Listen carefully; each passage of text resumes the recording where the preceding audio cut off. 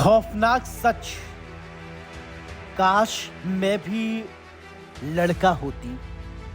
कहते सुना है सबको कि लड़की को पढ़ाओ लिखाओ सशक्त बनाओ, और पढ़ लिख कर जब लड़की नौकरी के लिए निकलती है तो सामना होता है दुनिया की हकीकत से, दरिंदों की दरिंदगी से, हैवानियत से, मर चुकी इंसानियत से और समाज की घटिया गिरी हुई लिजलिजी सोच पर, जो कि लड़कियों की लुटती अस्मत पर दरिंदों को नहीं बल्कि खुली हुई शर्ट को मालते हैं और या कंधे से सरकती हुई दुपट्टे से करते हैं। काश दो पल की मर्दानगी में चूर उन हैवानों में बहन का स्नेह, माँ की ममता होती। काश मैं भी लड़का होता। हवस की हद पार करने वाले दरिंदों से पुलिस के सामने मुठभेड़, गोलियों से घायल हुए दो, तीसरा दबोचा गया। लेकिन सवाल ये कि ऐसी हैवानियत की आग कब बुझे और कब मिलेगी बेटियों को वो सुरक्षा जो संविधान ने दी है। ये मामला है इंसानियत को शर्मसार करने वाला, जहां एक नहीं, दो नहीं, तीन नहीं, हैवानों ने एक नाबालिग बच्ची को शिकार बनाया। घटना की शुरुआत होती है ग्रेटर नोएडा से, जहां पर मासूम सपना देख रही थी एक नौकरी का, एक बेहतर कल का, एक सुंदर भविष्य का, लेकिन उसके सपनों को रौंद दिया उन दरिंदों ने। उनका मकसद सिर्फ और सिर्फ हवस की भूख मिटाना था। नौकरी का झांसा देकर नाबालिग लड़की और उसकी सहेली को चलती हुई गाड़ी में हवस का शिकार बनाया था, और जो नाबालिग जो लड़की थी उसकी सहेली को मेरठ के जानी थाना क्षेत्र में चलती हुई गाड़ी से फेंक दिया था कि उस दौरान उस लड़की की मौत हो गई थी। मेरठ पुलिस ने कंट्रोल रूम में सूचना दी थी कि एक लावारिस लड़की की डेड बॉडी मिली है और उसकी फोटो लेके आसपास के जिलों में भेज दी गई थी। वहीं बुलंदशहर पुलिस ने इस मामले में एक टीम मेरठ पहुंची थी और लड़की की पहचान की थी। उसके बाद मेरठ जो पुलिस है उसके साथ मिलकर लड़की का पंचनामा कराया गया था, जहां बुलंदशहर पुलिस लड़की की बॉडी को लेकर बुलंदशहर चली गई थी।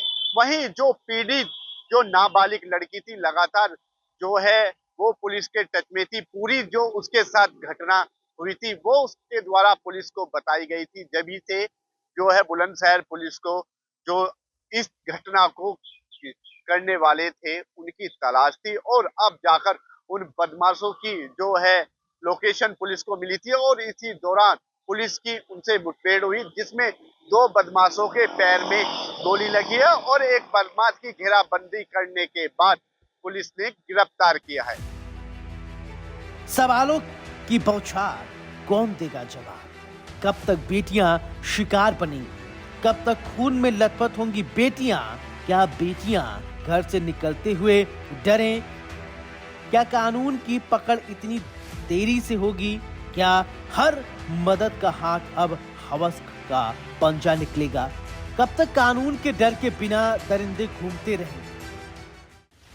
गाजियाबाद निवासी गौरव, सूरजपुर निवासी संदीप और तीसरा आरोपी अमित, तीनों मिलकर नाबालिग और उसकी सहेली को नौकरी दिलाने का झांसा देते हैं और भरोसे में लेकर उन्हें कार में बैठाते हैं। लेकिन रास्ते में ही इनकी नीयत बदल जाती है और नाबालिग को चलती कार में हवस का शिकार बनाया जाता है। लेकिन इनकी हैवानियत यही नहीं रुकती है। नाबालिग की सहेली जो इन दरिंदों की मंशा को समझ चुकी थी और उसने विरोध किया भी, उसे रास्ते से हटा दिया गया। बताया जा रहा है कि मेरठ के पास चलती कार से उसे धक्का दे दिया गया। बच्ची मौके पर ही दम तोड़ देती है। यह सिर्फ हत्या नहीं, एक साफ साफ संदेश है, अगर विरोध किया तो मौत मिले। लेकिन ये कहानी यही खत्म नहीं होती। वो नाबालिग बच्ची जो अभी तक उस वहशीपन की शिकार थी, उसने हिम्मत नहीं हारी। किसी तरह आरोपियों के चंगुल से खुद को छुड़वाकर वह खुर्जा पहुंचती है। घबराई, टूटी, लेकिन मासूम ने हिम्मत नहीं छोड़ी। वह थाना खुर्जा नगर सीधी पहुंचती है और फिर शुरू होता है इंसाफ की जंग। पुलिस को मिली है पूरी जानकारी और फिर पुलिस का एक्शन होता है तेज और दरिंदों का पुलिस से होता है आमना सामना। अरनिया में बुलंदशहर अलीगढ़ हाईवे के निकट सलीम कट के पास थाना अरनिया पुलिस, एसओजी देहात, खुर्जानगर पुलिस एवं बदमाशों के बीच मुठभेड़ हुई है। मुठभेड़ के दौरान 2 बदमाशों को पैर में गोली लगने के बाद घायल अवस्था में गिरफ्तार कर उपचार हेतु पीएचसी भेजा गया है। उनके एक अन्य साथी को भी गिरफ्तार किया गया है। घायल बदमाशों के द्वारा प्राथमिक पूछताछ में अपने नाम संदीप निवासी सूरजपुर नोएडा एवं गौरव निवासी लूनी जनपद गाजियाबाद बताया है। उनके अन्य गिरफ्तार साथी का नाम अमित निवासी सूरजपुर नोएडा है।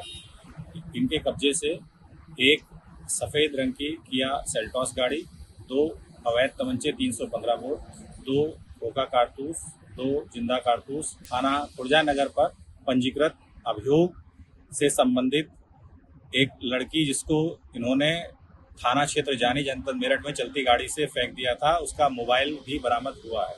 गिरफ्तार अभियुक्तों के विरुद्ध अग्रिम विधिक कार्रवाई की जा रही है। खुर्जा नगर और थाना अरनिया पुलिस की टीम और दरिंदों से मुठभेड़ हुई। जवाब में दरिंदों ने फायरिंग करते हुए मुठभेड़ के दौरान गाजियाबाद के रहने वाले गौरव, सूरजपुर निवासी संदीप पुलिस की गोली लगने से घायल हो जाते हैं और तीसरे आरोपी अमित को पुलिस ने घेराबंदी कर दबोच लिया। साथ ही पुलिस ने आरोपी की कार से तमंचा, जिंदा कारतूस और खोखे बरामद किए। मतलब साफ है कि महज बलात्कार ही नहीं बल्कि हत्या और अपराध की पूरी योजना के साथ निकले थे। अगर समय रहते पुलिस न पहुंचती तो शायद अगला शिकार कोई और मासूम होती।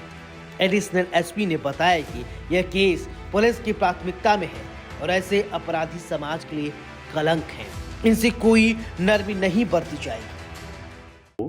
थाना खुर्जानगर पर एक लड़की ने आकर सूचना दिया, जिसकी सूचना पर वहां पे तत्काल अभियोग पंजीकृत करके विवेचना आरंभ की गई, जिसमें अंकित था कि 6 तारीख को शाम को संदीप और अमित जो दोस्त थे इनके और इनकी सहेली के गाड़ी में बैठे और एक लड़का उसमें अमित का परिचित था जिसको ये नहीं जानते थे। वहीं सूरजपुर थाना क्षेत्र से एक जगह से बियर ली गई कुछ गाड़ी में और ये लोग खाने पीने के लिए घूमने के लिए निकले थे, लेकिन गाड़ी में नशे की हालत में कुछ कहासुनी हुई और थाना क्षेत्र जानी मेरठ में एक लड़की को धक्के से गाड़ी से नीचे उतार दिया गया। दूसरी लड़की जिसने सूचना दिया आकर के वो बताई गाड़ी में उसके साथ दुष्कर्म भी हुआ और वो उसको लोग लखनऊ छोड़ने जा रहे थे क्योंकि ये लखनऊ जाने की इच्छा जाहिर थी। कुछ बहाना बना करके खुर्जा में ये गाड़ी से उतरी और फिर ये पुलिस के पास आ गई। पूरी घटना को लेकर जब छानबीन और विवेचना आरंभ की गई तो मालूम चला कि वो लड़के एक गाजियाबाद के और 2 नोएडा क्षेत्र के रहने वाले हैं और उनको चिन्हित कर लिया गया है।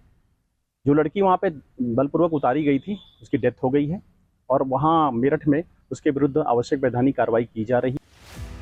ये सिर्फ मुठभेड़ नहीं, इंसाफ की पहली सीढ़ी है कि कानून जाग चुका है और अब हैवानियों की जगह सिर्फ सलाखों के पीछे या अस्पताल में है। लेकिन असली लड़ाई अब कोर्ट में है, जो जनता की मांग है कि सिर्फ एक फांसी दो। ये उस नाबालिग बच्ची की चीखों का जवाब था। Bureau report, India news, Uttar Pradesh, Uttarakhand. India news की टीम आज मौजूद है बुलंदशहर के अरनिया थाना इलाके में और उत्तर प्रदेश पुलिस सदैव आपकी सेवा में तत्पर रहने का दावा करने वाली उत्तर प्रदेश पुलिस की सच्चाई आज इंडिया न्यूज आपको दिखाएगा। बड़ी बात यह है कि उत्तर प्रदेश के नोएडा जिले से के सूरजपुर थाना क्षेत्र से 2 लड़कियों को गाड़ी में बिठाया जाता है, जिसमें एक लड़की से ये कहा जाता है कि आपकी नौकरी लगाई जाएगी। वो नाबालिग लड़की, उसको गाड़ी में बिठाया जाता है। फिर सूरजपुर से बियरें खरीदी जाती हैं और गाड़ी में बाकायदा पार्टी चलती है और फिर चलती गाड़ी में ही 2 लड़कियों के साथ में किया जाता है गैंगरेप। बड़ा मामला यह है कि इन लड़कियों को मेरठ तक ले जाया जाता है और मेरठ में एक लड़की को गाड़ी से फेंक दिया जाता है। उसके बाद में ये बताया गया कि वहां उसकी मौत हो गई और उसी दिन के बाद में एक लड़की जो गाड़ी में रह गई थी उसके साथ भी लगातार गैंगरेप चलता रहता है और फिर उस लड़की को खुर्जा थाना क्षेत्र में जो है फेंका जाता है, जहां वो रात को थाने में जाती है, उसकी एफआईआर होती है। लेकिन बुलंदशहर पुलिस कितनी तत्पर है इसका अंदाजा आप लगा सकते हैं कि 7 तारीख को एफआईआर होती है और 3 दिन के बाद ही उन अपराधियों को दिन दहाड़े मुठभेड़ के बाद में पकड़ा जाता है। अरनिया क्षेत्र में मुठभेड़ होती है। हालांकि पुलिस का यह कहना है कि जो इस कांड में तीनों आरोपी थे उनको गिरफ्तार कर लिया है, जिनमें 2 आरोपियों को मुठभेड़ के बाद गिरफ्तार किया गया था, जिनके पैर में गोली लगी थी। बड़ी बात यह है कि जिस तरीके से लगातार ये बताया जा रहा है कि लगभग 170 किलोमीटर गाड़ी चलती है और गाड़ी में ही उनके साथ में रेप किया जाता है, गैंग रेप किया जाता है, लेकिन मेरठ पुलिस, हापुड़ पुलिस और नोएडा पुलिस कुंभकर्णी नींद सोई हुई होती है। बुलंदशहर पुलिस इस पूरे मामले में संज्ञान लेती है और आरोपियों को पकड़कर जेल भेजने का काम करती है। बुलंदशहर से पुनीत शर्मा, इंडिया न्यूज।